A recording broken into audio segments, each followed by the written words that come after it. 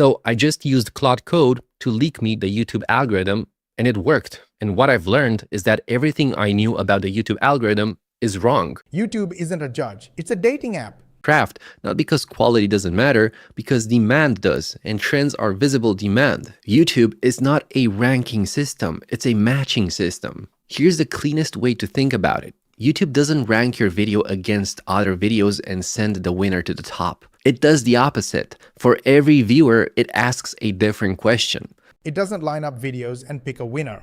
It swipes through viewers and asks, who's gonna love this one? Your video isn't fighting for first place. It's just trying to match with the right person at the right time.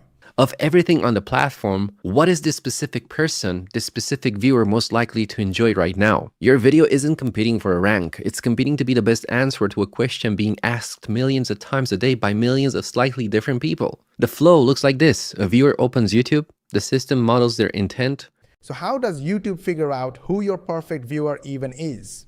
Across millions of similar viewers. Every single video has a semantic ID, and Google's research teams have published extensively on something called semantic IDs, which are basically compact numeric fingerprints that represent what a piece of content is about at multiple levels of detail. Every video gets turned into a tiny fingerprint of numbers, not keywords, vibes, the topic, the tone, the pacing, even the kind of viewer who watches till the end.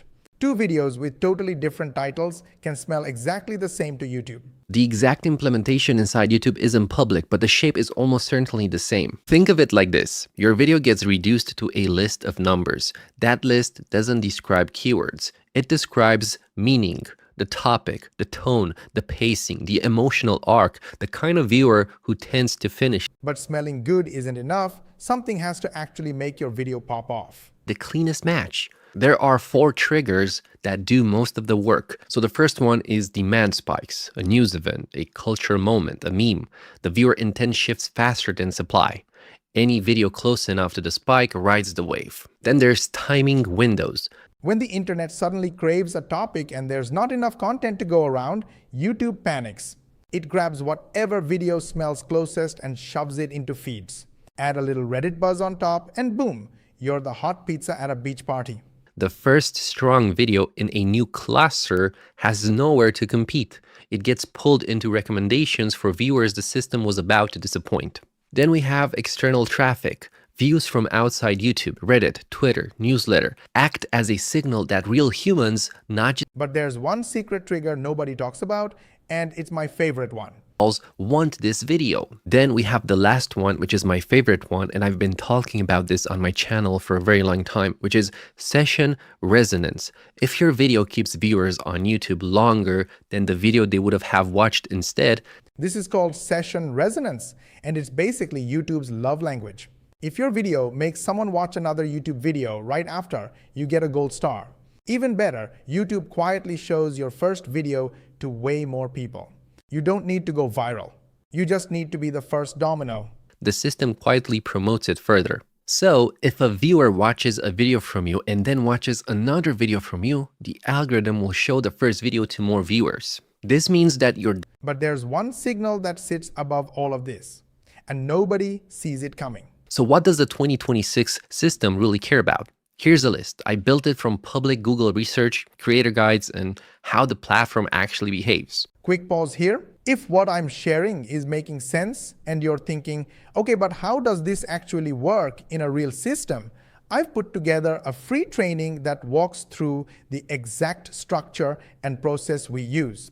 It's not theory, it's a behind-the-scenes walkthrough of how the system is set up, how the pieces fit together, and how most of the heavy lifting is already handled, so you're not starting from zero.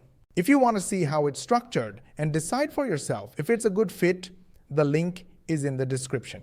All right, let's jump back in.